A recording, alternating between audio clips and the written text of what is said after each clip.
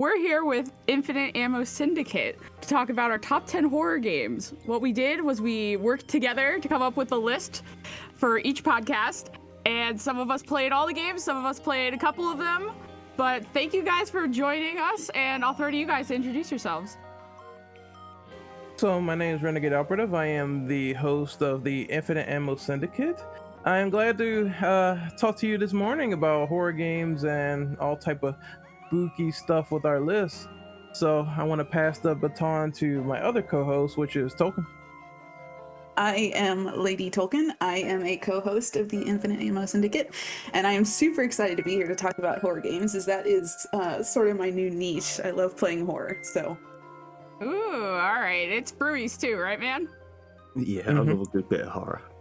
Oh, just a little bit of horror. We're having horror games for breakfast here. So it's an early recording for most of us, not for me though. All right, so how do you guys want to do this? Do you guys want to go with your number 10, or do you guys want us to go first? Whatever works. Okay. You've got 10. All right, Renegade, do you want to go? Sure, no problem. Actually, I think it'd be a good idea. Yeah, I'll go first. So for my number 10 list, right here for my number 10 pick, rather, is Fatal Frame 2. I think this is a great game and sort of like the J-horror standard, where you're walking around in the woods trying to find your sister, and things get very complicated with a lot of ghosts coming into the equation.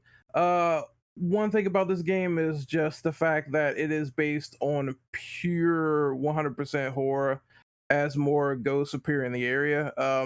Great exploration, has a really great story. I think they enhanced the story even from the first title. So if you're looking to get into something that is very supernatural, Fatal Frame 2 would be a good start. Oh, I haven't heard of this game. Free, have you? I have. Oh, okay. Did you play it? A long time ago, yeah. You got anything to add for it? No, solid pick. Oh, okay. Tolkien, did you play this game? I have not. Is it something that you would play after that description? Possibly. I'm not huge in the emulation area yet, so. Hasn't made it to your niche. No, not really. No, I haven't played that game. But it made your top 10. So out of 10, what would you rate it, I guess, like out of 10 stars?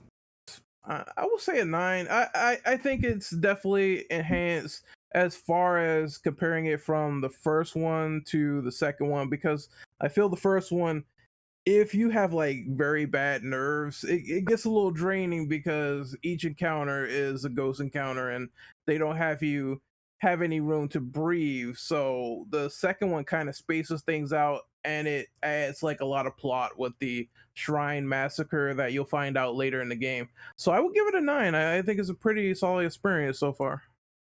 Yeah, I was just vibe checking to see how high your expectations were for this list. So I would imagine everything's at least a 9. 9, or I don't know about 10, but maybe 9, 8s, or 7s. It could be some 10s on here. Maybe I'll surprise you. Oh, okay. Our number 10 pick is a game that I really like that Free couldn't stand, but I made him put it on this list. So, yeah, he really doesn't like this game, and he could go into why. But it is Until Dawn. And ooh, yes, okay. Is that happy? Like, ooh.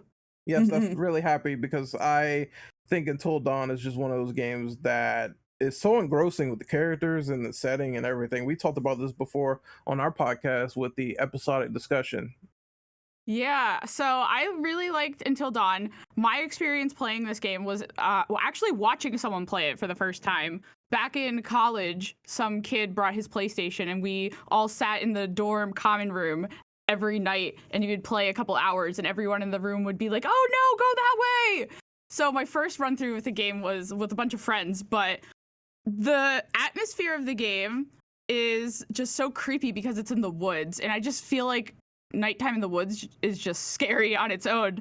But what I really liked about this game, if you don't know what it is, you play as multiple characters who go up to a friend's ski lodge, and things out there in the woods aren't quite what it seems, and you think you know what's going on for most of it, but as it uncovers and you learn more about the history of what has happened out there, I felt really compelled to just keep playing. But obviously I like this game. Someone else here doesn't. So, Frui, why did you not like this pick? I just didn't get into a single character in that game. Why? I can't put my finger on it. I just loaded it up, I had to go on it because like everyone built it up to be this thing. I think my expectations might have been higher because of the hype around it. But yeah, it's just not for me. You don't like that choice-based horror? No. Fair Are enough. either of you guys interested in the Corey that's coming out? Yes. Yeah. I want to sort of get back into streaming because I haven't done it for like months. So that would be a great game to sort of get into a little bit of horror and see how it is.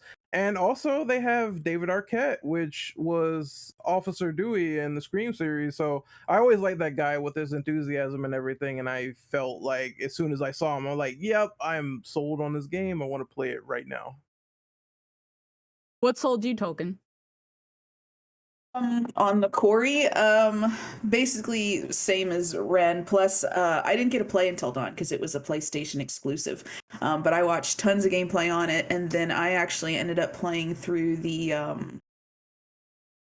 House of Ashes, the Dark Pictures group. I've played all those, and I really enjoyed those so far. So the whole turn-based survival horror games like that, where you play as the different characters and make choices and how the choices affect your later game, I really find that an interesting concept in horror games. I would agree. Frui, are you going to be playing the Corey, or do you need to see more? I'll probably just pass. Oh man, he's out on them. Fine. I won't shit on you anymore. We'll throw to you guys for your number 9 pick then. Okay. Number 9, I decided to pick Phasmophobia.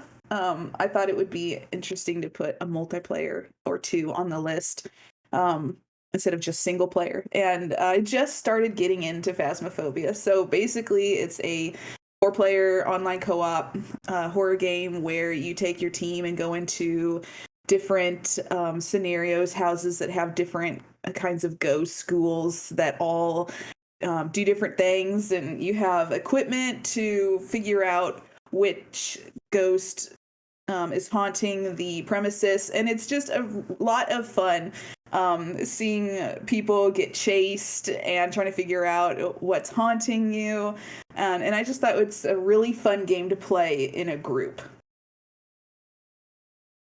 Yeah, I've played this game too. Renegade, do you have anything to add to Phasmophobia?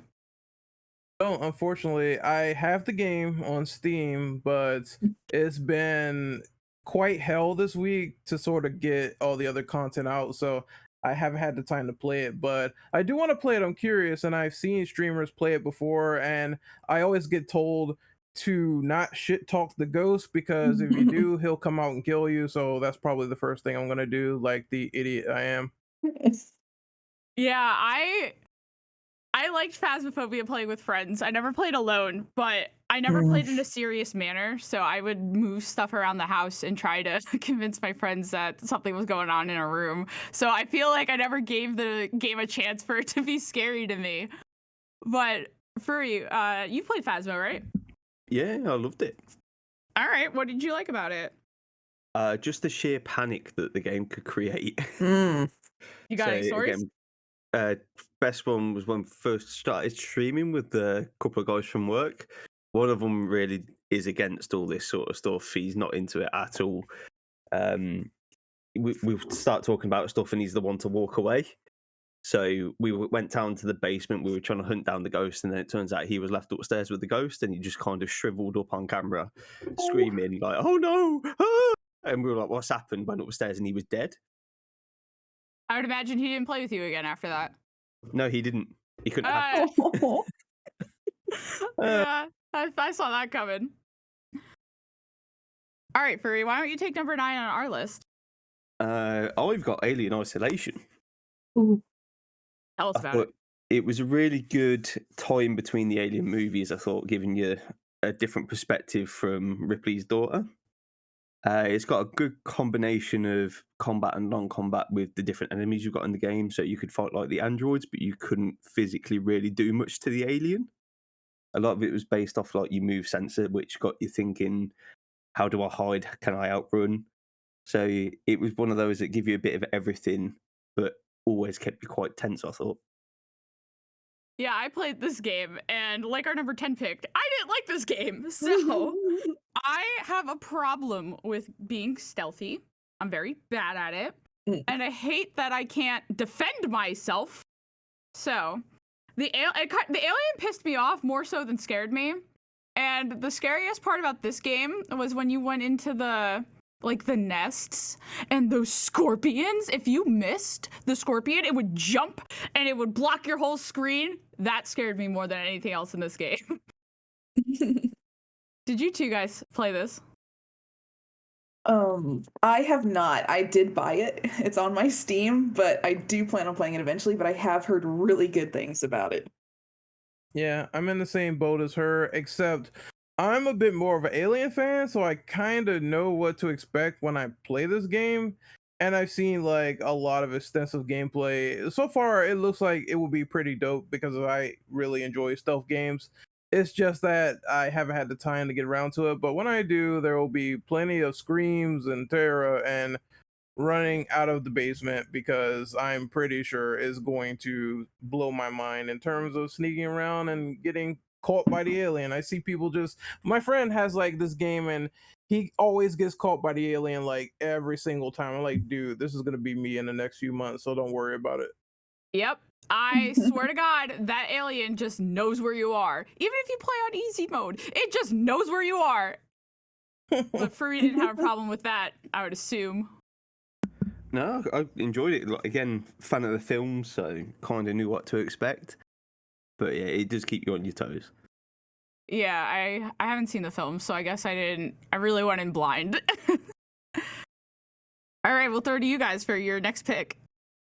Okay, number 8 was another one I end up really enjoying was Dead by Daylight, another multiplayer horror game. A lot of people really enjoy this game. It's been out for quite a few years. I believe it's been out since like 2015, so it's been a while, but I really like the horror aspect of it in the sense of they're always bringing in new killers and survivors based off of horror movies and other horror games, and you go into every game not knowing who you're going to play against. And it's another game that's really fun to play with a group of friends. And it's another game we try to get Ren to play with us. But yeah. I really enjoy it. I think they've done a really good job over the years, adding more and more killers and survivors. But you haven't played with them, I would assume, Renegade? No, I have not. It's just one of those things where it's like eventually I'll get to it when I get to it. But I am curious and intrigued because once again, big horror fan, big horror movie fan. So I felt like this game, and this is gonna be a weird comparison, but hear me out. I felt like this game was literally like just the Fortnite of horror, where they're adding in all these characters and all these DLC packs from other horror games or horror movies. And I'm like, they literally have everybody. They're making like some sort of cinematic universe because I see Ghostface running around and I see the girl from The Ring running around. So I'm like, it does give me morbid curiosity. Fortnite of horror. That is very much an interesting take, but I can understand your point of view. I love Dead by Daylight. Frui and I played a lot during the pandemic with a friend, and I think we burnt him out on Dead by Daylight. But I really like this game. Like you said, every match is different, and I really like the strategy aspect of Dead by Daylight. Frui, what do you got to say on your mixed feelings about this game? I don't believe you have a strategy when we've played Dead by Daylight. Incorrect. I save my friends and I do my work. No, I don't believe her. She doesn't save her friends. She finishes. I save my friends. No, I enjoy it. I do think they need to revamp some bits of it to try and keep it a bit fresher because like base game hasn't really changed in that sense. But they do nail it with bringing out some of the better DLC characters. So like the Ringu was like the latest one. That was pretty cool. Mm. Seeing it like crawl out of the TV and stuff next to you when you weren't quite paying attention. But I'd quite like to see Chucky appear in this, and I don't really understand why he hasn't yet. Maybe you'll manifest it here. Who knows? Who knows? Yeah, I love me some Dead by Daylight. You want to throw to our number 8 pick? Go for it. No, you picked it. All right. I'm going old school. 8 pages of Slender Man. Oh. This is an old gem that has been abused something chronic with all its little spin-offs. But the main principle of this was just to find 8 random pages on trees or tanks or whatever was just in this weird area you were put in. No concept to it, no backstory, just being stalked in the woods. And if you looked at the guy, your screen just turned to static. And I still don't think many games have give you a better jump scare than your first gameplay of the Slender Man. Yeah, I played this back in, I think it was middle school. I don't ever remember beating it. So if you collect all 8 pages, what happens? How do you, I don't know how you win. You don't really win. From what I remember, Oh. you just got the 8 pages. It told you got the 8 pages, and then that was about it. Does the game end, or is what No, happens? he gets you eventually, but it's just whether you got the 8 pages or not. Oh, okay. Did either of you play Slenderman back in the day? I'm not, No. so I can easily say I haven't. I know of like how the character himself sort of blew up in media, and how he had like a live action adaptation, a full movie. I don't even know how that happened, but I do remember bits and pieces of this occurring when they finally put him on the silver screen. Tolkien, did you play it? No, I have not, but I am very familiar with the character and how popular he was in media. Yeah, when we were making this list, I thought this was such a unique pick, and it made sense instantly when you picked it. Because I remember being 12 or whatever, being terrified. My friend played it on her laptop, and I just sat next to her. We were at a sleepover, and that was our little fun that night. But yeah, I thought that was a good pick. What do you guys got for number 7? Well, I have to carry the next 3 picks for us because one of my co-hosts is sort of indisposed. But for number 7, I have Eternal Darkness. I recently played this for the channel, and we recently talked about this on the podcast. Eternal Darkness is one of those GameCube exclusive games that you just have to play. It will blow your mind in terms of horror. And they were doing things back then that were wild, like sort of manipulating the game. They had the sanity meter where they sort of put this there, and it's like if you got hit or if your sanity went low, then they will start doing things that will break the fourth wall, that will screw with you. Like maybe, for example, you're in a room and your head just happens to pop off on the floor like a meatball, and then you have to pick it up, and then it's a key item, and then you get this weird chant in your ear talking about how things are coming to kill you, and then the screen just reverts back to normal. So they really like to do things to manipulate and screw with the player, which is kind of a lost art in some games these days that rely on like way too many jump scares. And I felt like this was something unique and different. Like there's no other fear than getting your save data deleted, and they were trying to tamper with stuff like that, and then it goes back to normal. So I really like Eternal Darkness. I would probably give it like an 8. I wouldn't give it like way too high because I do feel like the game is a bit too easy in spots, but the only way to play is with low sanity meter. I haven't heard of this game, but Tolkien, have you played it?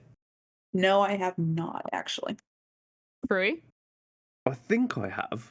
I'm trying to remember. Is this one where there's a book on like a giant hand statue, and if you take the book, it closed? Well, there is a book in the game called The Tome of Eternal Darkness. It looks kind of bony in a sense, but yeah, there is like some sort of book that you pick up and it tells you like stories of different characters from different time periods, which also made it unique as well. Yeah, yeah, I remember now. Now we're getting some throwbacks here. Speaking of which, our next pick is a throwback. Frui, what's our number 7 pick? The game that never was, Silent Hills PT. So Yeah, the, tell us about it. the old PS4 exclusive demo for the new Silent Hill series that we were all meant to get and we're still waiting for. It was a really mind-blowing, twisted demo. So it's just a repetitive hallway, but depending on actions you took, you unlock something that slightly change. So pictures would move, doors would open. You'd have to trigger certain events, but some of the stuff just was mind-boggling, like the weird fetus baby in the sink, and yeah, it's proper twisted, proper Silent Hill, and then we never ended up with it. Did either of you play PT? Because I did not.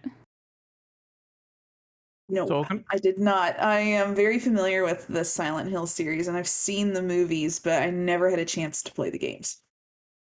I have actually. I thought at first that it was super cryptic. Honestly, I didn't even download this demo until I heard people say that it was basically a teaser for the new Silent Hill. So you're walking around in this looping corridor. Sometimes you might have a ghost that will be like sort of patrolling the area, and things get a little bit more twisted or things change a little bit more as you go through each looping door. I remember one in particular where it's like a hanging red light just swinging back and forth, and you look up to the balcony and you'll see the ghost lady just staring there looking at you, and then she goes away. So they start to really mess with your mind a little bit, and it's like, how do I escape this looping corridor, right? And I know it's a certain pattern, and then you finally get the teaser, which honestly blew my mind. Having Kojima do like a Silent Hill game, that was something riveting. It sucks they took it away from us, but there's been rumors and rumblings that maybe Sony might buy Konami. Until I actually see it, I'll be excited. But yeah, it's one of those things in history where it inspired like so many first person like horror games, and so many people were like so ambitious to do something equivalent to PT. So I think, putting more horror on the market, that's definitely something worth savoring. Frui, what do you make of Sony getting Konami? Honestly, I don't care. I just want a Silent Hill game. I'm so angry that like Xbox bought all the rights and they did nothing with it. I will never understand that. So by all means, Sony, take it, make it. I'll buy it. Shut up and take my money. All right, let's go to our number 6 pick over there. Ren. See, sorry, I got a little sidetracked. Okay, so this is another very obscure game that a lot of people might not know about, but this is Haunting Ground. This was a game by Capcom all the way back in the day. I think it was like mid 2000s, but basically you play as a girl and she is lost in this giant estate. And it is a very dark storyline, very dark subject matter, because basically people want the womb inside of her and the baby and everything, and it gets a little hectic as you go on in the storyline. You sort of get these pursuers where they will chase the girl all over the estate and you have to avoid them. The interesting thing about this game is that it's like a sort of homage to the Clock Tower games in the past, where that is another obscure series where you have to run away as opposed to fighting, but you do get a dog that will defend the character. So there's a little bit of leeway in the process, but the dog can get hurt. You have to care for him. If you're not like really watching him, he'll be disobedient. So it's a lot of push and pull with the gameplay. And I thought that was very interesting for Capcom standards, because you're normally used to your Resident Evils and Dino Crisis back then, but this was something where it was like completely different in terms of combat, pursuing and running away. So if you haven't played it, I would 100% recommend you check it out. I give this game a 9. It definitely deserves it. I like the dog. I haven't played this game, but I could use a companion to help me out. Tolkien, have you played this game? No, that is yet another one I never got the chance to play. Hey, your backlog for horror games is growing this episode. Yeah, exactly. Kuri, did you play this game? I have not, no. Does it sound like something you would play? Yeah. Yeah. I like the puppy. That's what got me. But I have a sneaking suspicion the puppy doesn't make it. Leave that up to interpretation, but your gameplay will predict the endings. So you have to be very conscious of him and how you take care of him. Ooh, okay. It's in your hands. Yes. All right, Free, what do we got for number 6? My king represented. Well, Devotion, which was a very controversial time back in 2019 because it got removed from Steam and all sorts. But it's a Taiwanese horror, which is all based around a dad's devotion to his daughter in a talent contest. Doesn't sound the most thrilling when it comes down to a horror game, but it's like, again, it's kind of like PT. You're in repetitive loops. Some of the things you do later on in the game are really dark. So your daughter becomes ill. You end up getting involved with a cult to try and do anything you can to get your daughter to succeed. That I know towards the end of the game, you physically have to remove parts of your body in offer to sacrifices, like your tongue and your eyes. So it's a really uncomfortable game, but if you can get through it, it's mind-blowing in the sense that this repetitive loop, but then you could walk into a room and a wooden statue of your daughter would just be like behind you, and then you turn around again and whatever was in front of you is now gone, and you turn around again and then she's gone. So it's just a constant psychological battle to try and determine what's going on until very, very late in the game, where you like the trip switches in your head that, oh, okay, this is all kind of a dream and I'm just reliving everything I've done. That game sounds so gory. Is it really? It sounds very gory. Am I correct? It's not gory until the end when you start doing this, like you reenact what you did with this witch doctor. That's when the gore kicks in. Oh, I can't handle gore, but the premise of this game sounds really cool. I just don't know if I could handle it. Do you think I could? Probably until the tongue part, because the noises alone is pretty accurate for what you'd expect you're doing. Okay. Have either of you played this game? Nope. Honestly, I've never heard of it until now. Same. I've never heard of it, but I went and Googled it really quick while you were talking about it, and it looks really interesting. Adding it to the backlog? Possibly. Yeah, this sounds... I don't know if I can handle it, but it does sound really intriguing. What do you guys have on your number 5? Okay, this is very easy in terms of recognition, so a lot of people might know what this game is. This is Resident Evil 3 Nemesis, the original PS1 game. So basically, the gist is simple. You're Jill Valentine. You're trying to escape the city, getting the final evidence you can for Umbrella, and everything goes to shit. So all the zombies start pouring out and everyone starts getting infected from the infected water, and you have to do your last escape.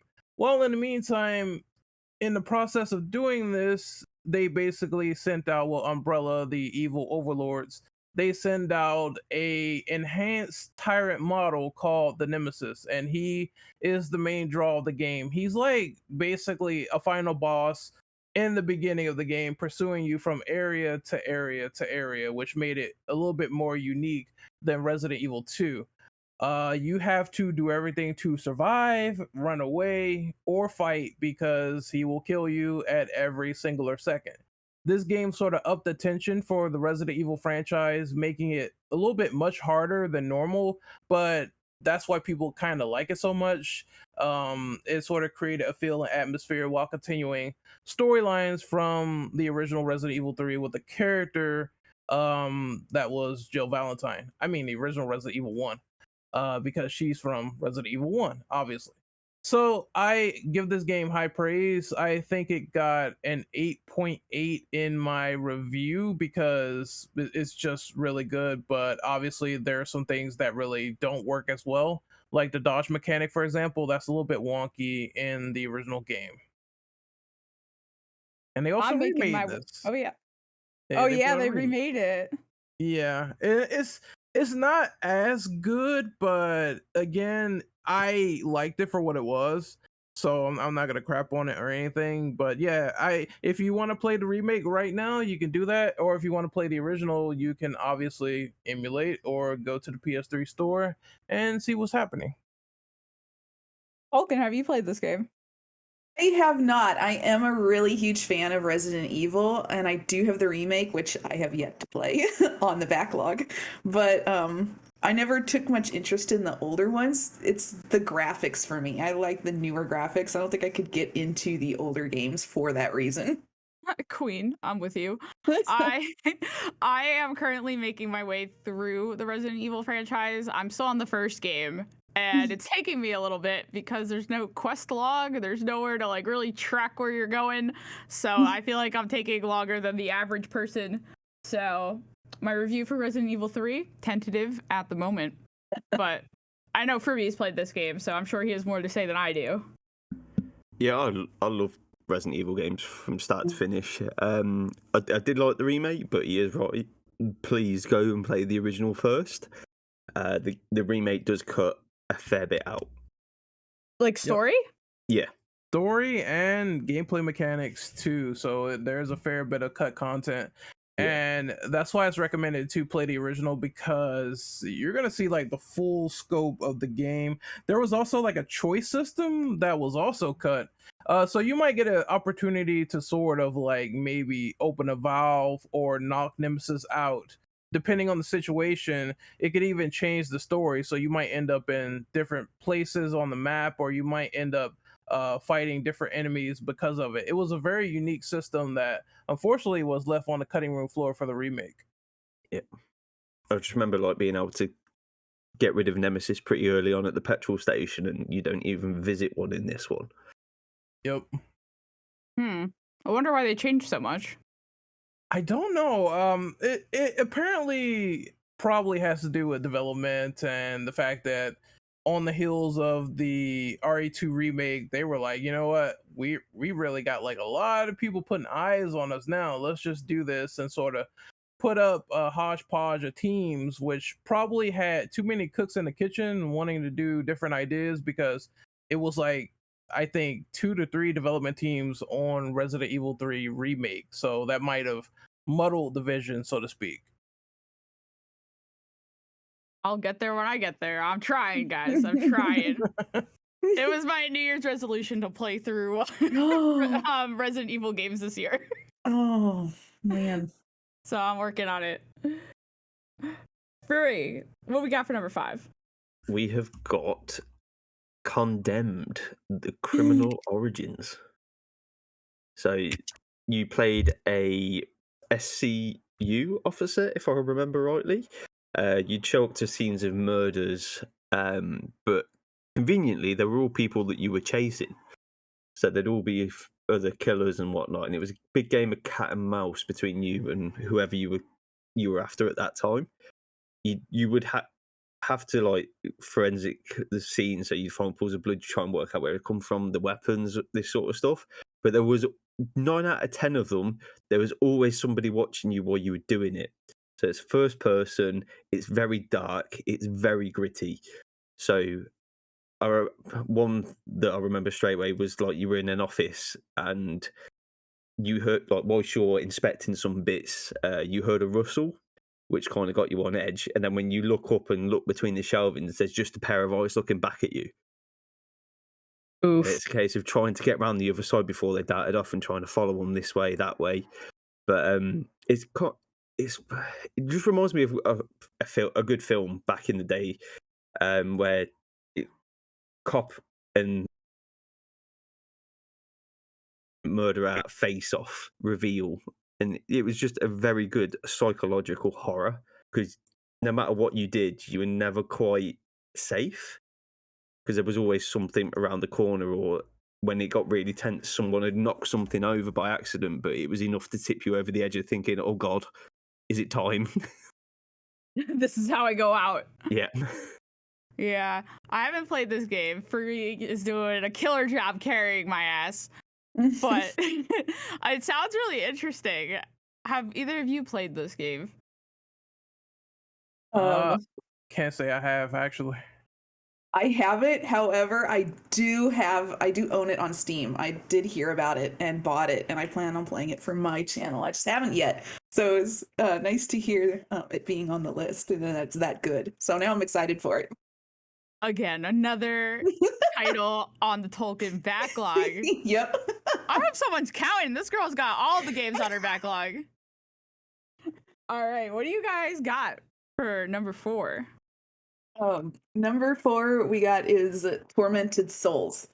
I really, really love this game. We did a pod in the IAS server about this a little bit ago, and I had never heard of this game. It came out fall of last year, indie developer, and I'd never heard of it. I got asked to play it, so I did, fell in love with it, played through it multiple times, but basically it's a classic survival horror game. They took the tank controls and fixed camera angles like you would play in the older survival horror games like Resident Evil, and kind of modernized it a little bit.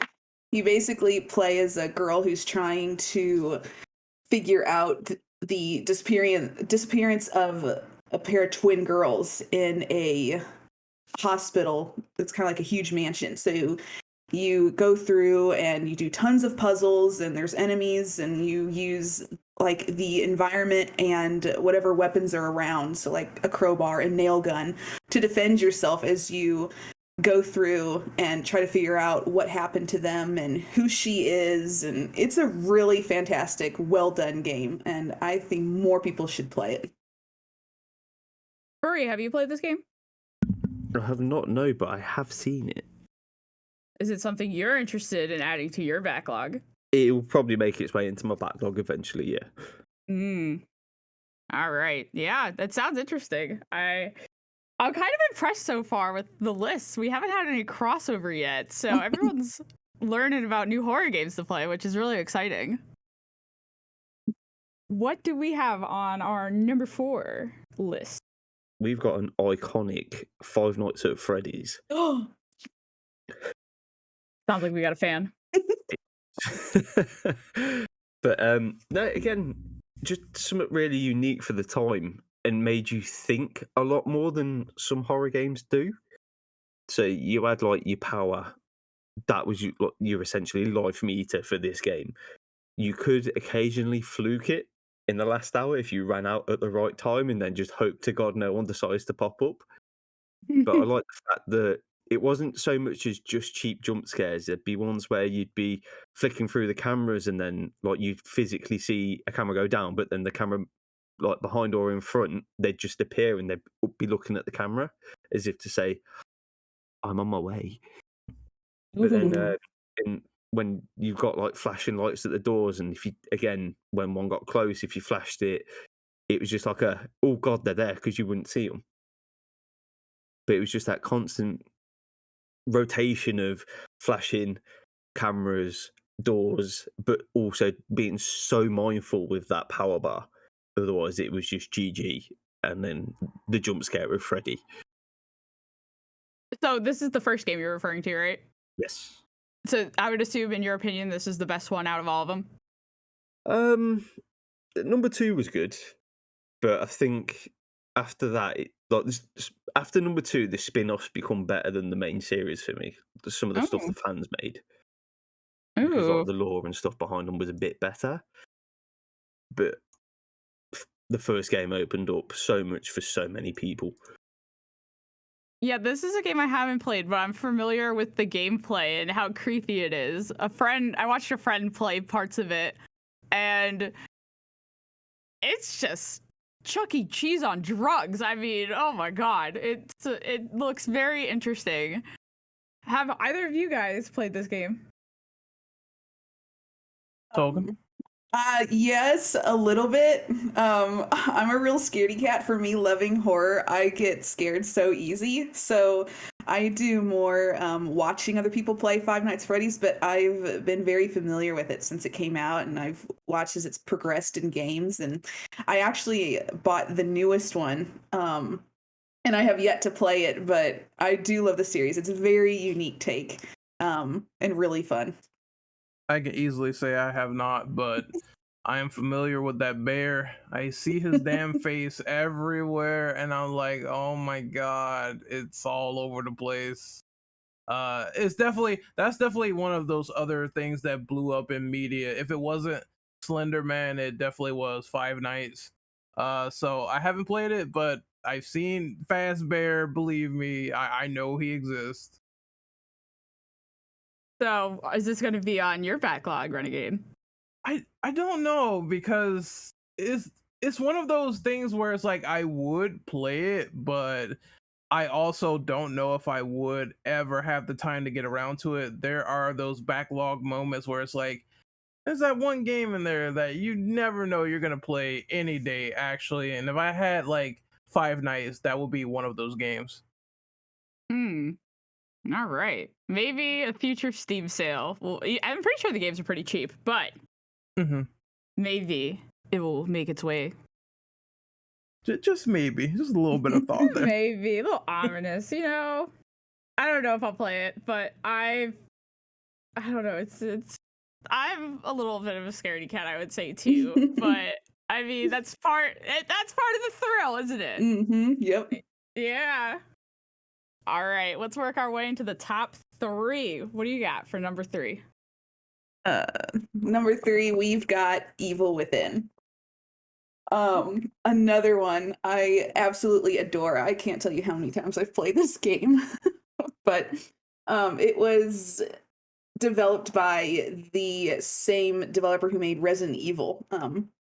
And basically you take over the role of a detective, and you and your partners go to investigate a murder at a hospital, I believe, a psychiatric hospital. And you get there and see some disturbing things, and you get knocked unconscious, wake up in this other world with these awful creatures after you, and you're basically trying to use limited resources and stealth to make your way through and piece together where you are, what's going on, who's behind everything.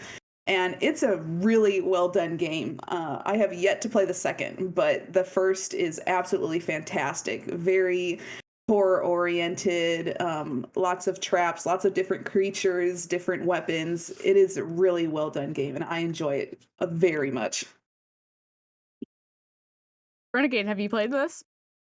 Actually, and I'm probably one of those weirdos that likes the second a little bit more, because the first one has a lot of one-hit kill bosses and enemies with guns, and they get on my last nerve. So but I mean, as an experience, I definitely liked Evil Within 1 for what it was. It is definitely one of those challenging games that you will come across, because it is a giant mountain to really cross because of how they developed the game. But it is 100% interesting. Like, it is the Resident Evil director taking survival horror and putting his own spin on the psychological side.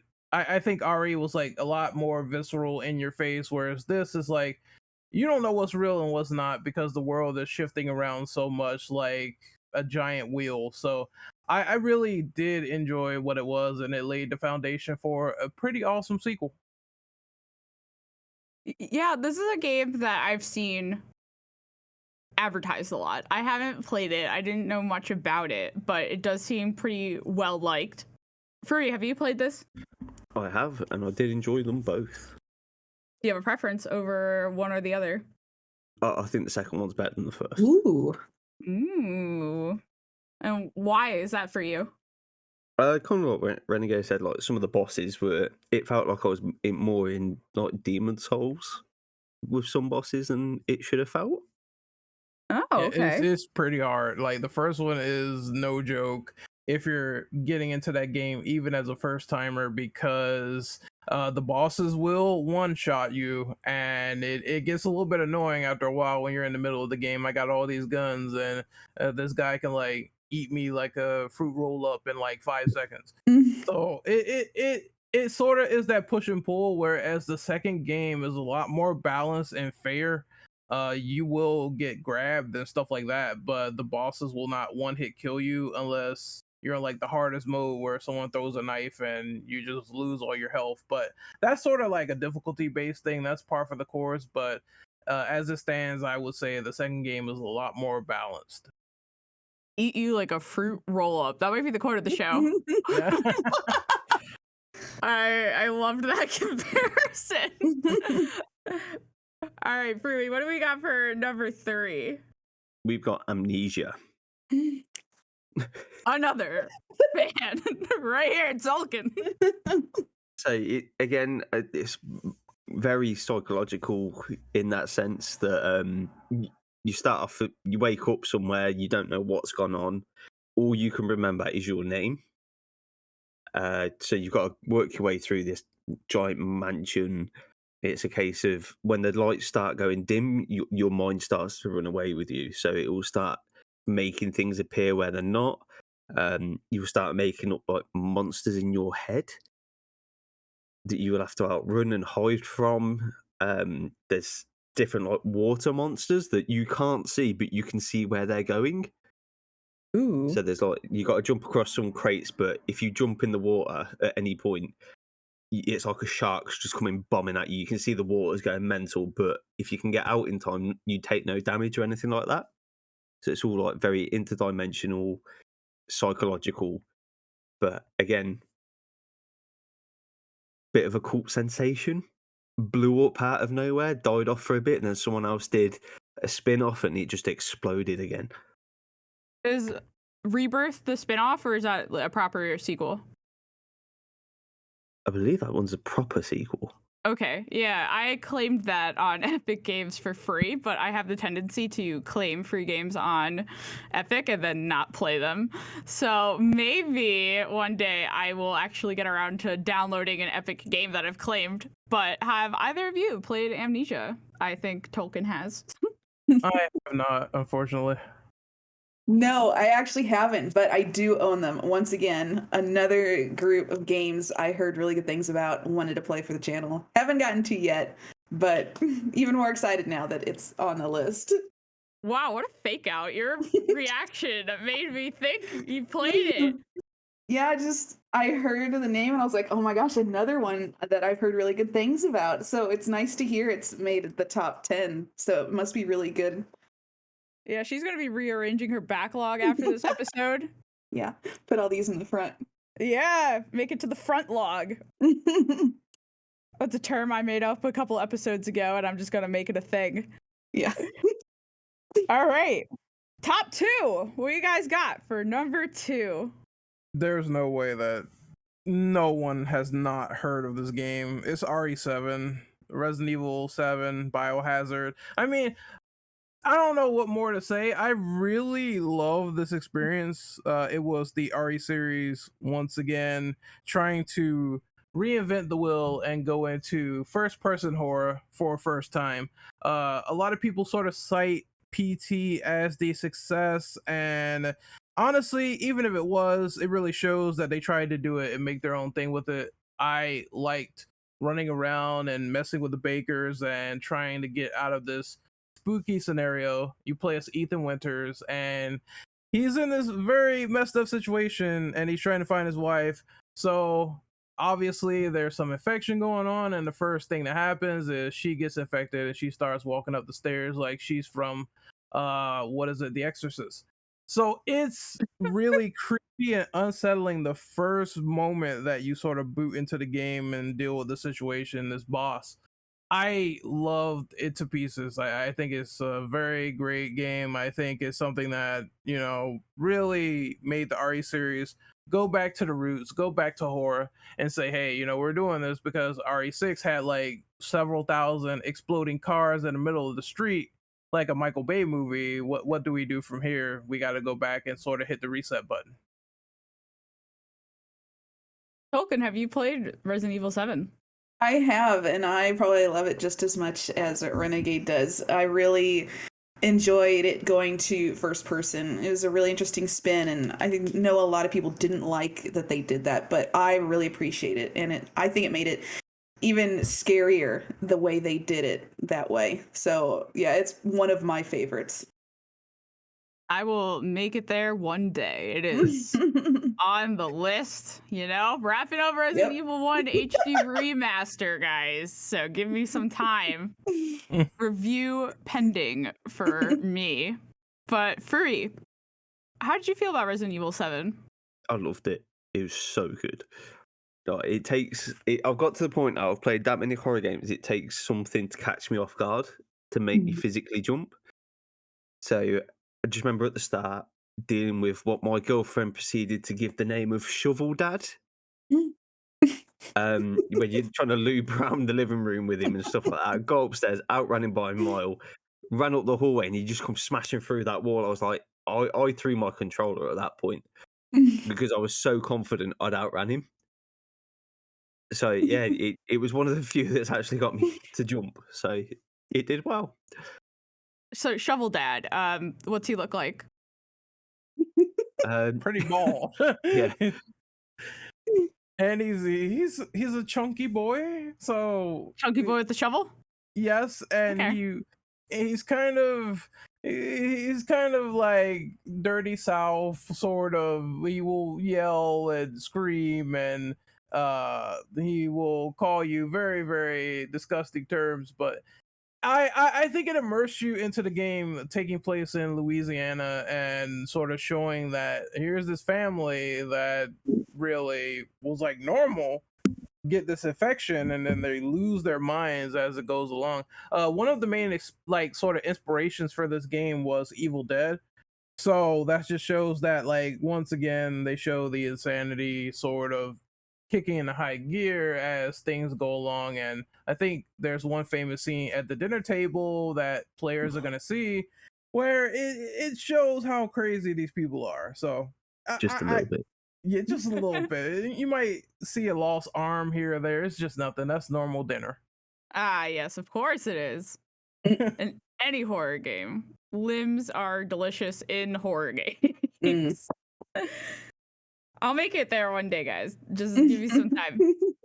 I think you'll like it. You'll really enjoy it for sure. Yeah, I really enjoyed I played in the wrong order. I started with Resident Evil 4, and that's the first one I ever played, and fell in love with it, and then played 5, 6, 7, 8, and now I'm trying to reverse and go back in order again. Yeah, I'm very much someone that wants to play the games in order, so give me some time. There's a lot before the number 7. Yep. All right, Fruity, what do we got for our top 2? Speaking of plenty of limbs, Dead Space.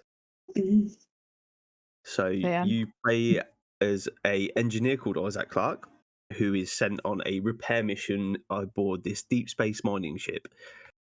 Your partner is on this ship, so you're trying to, as you arrive, you walk into some next level of mess with just everybody dead pretty much as soon as you arrive. You go into the quarantine chambers to get in and out. You see somebody just get ripped apart by a lot of limbs, basically. Guy comes in from the ceiling.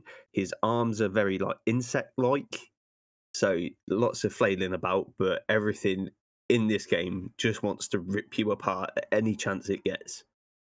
Now, the beauty of it is you can fight back, and you can upgrade yourself in your suit, but it is very much a case of you do need to shoot limbs off these things before you can really get round to killing them. So really gory. Yeah.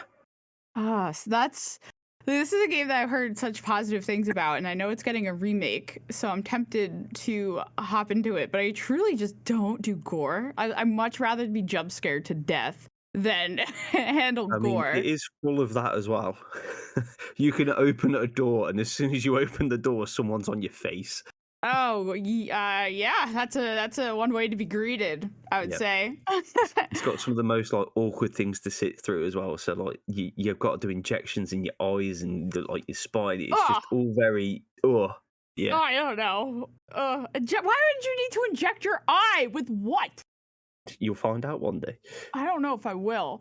Tolkien and Renegade, have you played this lovely gory game, Dead Space? Token. Once again, on the list to do, but no, I haven't played it yet.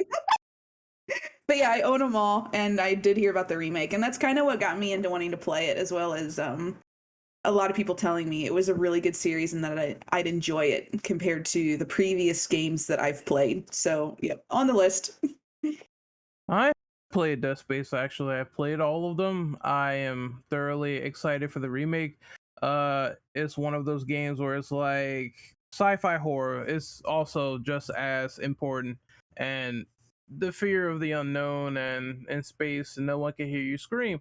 So I really appreciate how they try to incorporate this whole aliens parasitic organism, and you have to like completely dismember them, solve their limbs, because if you don't, they will still come after you, even like a headless chicken. So you have to be very self-conscious of what you do. And obviously the corridors being all dark and gritty and all just entranced with very nasty fungi, you're going to want to really watch your surroundings. I've had necromorphs pop out of vents behind me. The sound design is also like super immaculate, and you're going to want to have like that surround system up, because they will come behind you, they will attack you. The enemies are very relentless. I don't think I'm strong enough to play this game. Truthfully, it sounds just disgusting. I that's all I got. I truthfully don't think I am strong enough to play this game, but I'm glad that everyone else is enjoying it. All right, it's time to reveal your number one horror game. What is it? Okay, our top pick is Outlast. Yes. Oh my god, we picked the same one for number one. Oh my gosh. Oh man. It was about time. Hey, but it's overall the best then, I guess. So we all agree. Yeah. All right, But, well, tell us about it. I adore this game to pieces. I played it for my channel as well as the second and the DLC, and fantastically done. I had never realized it was from an indie developer, and it completely blew up, and I'm so glad it did. To me, it is like the epitome of a horror game I would love to play. A lot of people like being able to fight back against the monsters and the things that are chasing you, but I think it's scarier playing a game where you can't do any of those things. Basically, you play as a journalist who, on a anonymous source tip, breaks into a facility and discovers some awful, terrifying things happening in there, and basically gets stuck and has to find his way out while also trying to do his journalist job. And you cannot fight back. Your only options are to hide or die, practically. No weapons whatsoever. You just you and your camera in the darkness, recording everything that happens, and it's a fantastic game to play if you're a fan of horror. Renegade, what do you got to add to that? I have played Outlast. I have not played much of it. I think I played it for a Halloween stream at one point and got a little spooked by it. But I do overall enjoy the sort of aspect of running around with this camera and trying to figure out what's going on, and these terrifying deformed people are chasing you around this complex. One of the things that people kind of criticized Outlast for is the fact that you can't fight back, you have to run and hide. But overall, it's one of those things to me where the game was so well done that it didn't bother me too much. It was definitely fun and entertaining. The only thing I didn't like about just Outlast in general is the sequel and how they handle things. I thought that the mechanics sort of got soured as we went to the sequel and things started to get unnecessarily challenging. A lot of artificial difficulty there, but the first game is certainly a phenomenon. I definitely will recommend playing it, and it's one of those indie titles where it's like it came out of nowhere, so to speak, and blew up in popularity as well. So Outlast is definitely a good time. Brewery's definitely played this game. I've started it, and as I said about Alien Isolation, I am not good at stealth. I am not good at not being able to defend myself. So my own setback is my ability to play video games. But it was very scary. Everything in the game just looks really ugly, which is like scary, like the monsters, I mean. But I would definitely say that it was good for the parts that I played. It was very good, and I just haven't been able to finish it because I'm terrible. But Free, tell us your feelings on Outlast. Love it. I thought Whistleblower was amazing. Outlast 2, I'm not a fan of. I was really disappointed with Outlast 2 compared to like the other two. But just the base game and Whistleblower, to be fair, gives you such anxiety around kind of every corner because you don't know who's attacking and who's not. You don't know who is chasing you at that point because there's several people that are like after you throughout the game. And I think one of the main guys, Chris Walker, his story is really unique. Why did the second game fall flat for you? Because I can't honestly say. I thought it'd be good, like cult wise, but I also think that point wasn't as good. Maybe It's just for me, it's just the enemies. They're like in the first game, it is once again all about balance. I felt like you could perfectly get away, no problem, but in the second one, is like, why? Look, get off my ass! Like, why is this enemy like always behind me? And I can't get away from them, and they just telegraph to my location and kill me instantly. Like, it's just really wonky, and you're gonna have experiences where you're completely hiding. You swear they don't see you, and then all of a sudden they pull you out of a hole and kill you. So I had experiences like that on my live stream, and I was like, how was I seen or spotted? It's like they just had some foresight, and I don't like stealth games like that where people find you and you're clearly like out of sight, and that happened to me a couple of times on Outlast 2. Yeah, like give me a chance. I don't think I would have one. I believe there's a third game coming out. Am I correct? Yes, it is called the Outlast Trials. They actually have the ability to defend yourself because I see people setting up traps, and they also have co-op. So I think it's one of those games I'm definitely interested in looking forward to getting. And if you have like a buddy to play it with, then it does have co-op. So that's like an extra incentive. Yeah, Free, is this something you're gonna pick up, or were you pissed off after the second game? I don't know. I think I need to see more of it. I think I've got Outlast for me is you can't fight back. And now this game, it seems it's all about fighting back. So I'm a bit on the fence. I'll have to watch a bit of it first, and then I'll make a better judgment call. Tolkien, is that how you feel too, or are you gonna definitely buy it? Yeah, I'm definitely not buy kind it. of on the same perspective as Fruity because I too really enjoyed Outlast for what it was, the not being able to fight back because it was so different from every other horror game. And I feel like they kind of faltered a little in allowing it to now become something completely different than what it started as. And I probably will end up buying it just because I'm a fan of the series itself, and give it a shot. But I do wish they had kept it the way it was because that was unique to me. Yeah. I don't know if I will make my way to Outlast 3. I mean, I got a lot of Resident Evil to play through, and also I'm bad at not defending myself. Well, that wraps up the top 10 horror games, and I was so surprised that it took us to just the last one to have an overlap. But yeah, that was great. I think everyone found new games to play, yeah? Mm-hmm. Oh, absolutely. Fareed, did you find any games that you wanted to play? Yeah. Yeah, I think so too. I mean, it was definitely, they're going to be challenging for me, but you know, it is what it is. Before we send you off properly, thank you for coming on Between Two Gamers. And where can everyone find you guys? So, Token, you want to go first? Sure.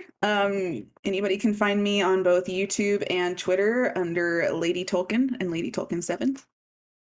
You can find me on Twitter at RenOperative_. You can find me on YouTube at Renegade Operative. You can find me on Twitch at Renegade_Operative. And if you want to check out the group podcast channel that we do on our end, it is called the Infinite Ammo Syndicate, where we do, podcasts, let's plays, reactions, movie reactions, all that little fun stuff on the channel. Currently speaking, I'm going to be working on, I think we finished the interview with the director and the CEO of Night Dive Studios. His name is Stephen Kick. And it was a really fun discussion. That guy said a lot of interesting things that he would like to revive, like Silent Hill, and he would like to remaster a lot of other stuff like Eternal Darkness. So if you're interested in retro gaming or retro horror gaming, give that podcast a listen. Thanks, guys, for coming on Between Two Gamers, and I hope to talk to you guys soon. Yep. Thank you for having us. Same here. Thank you.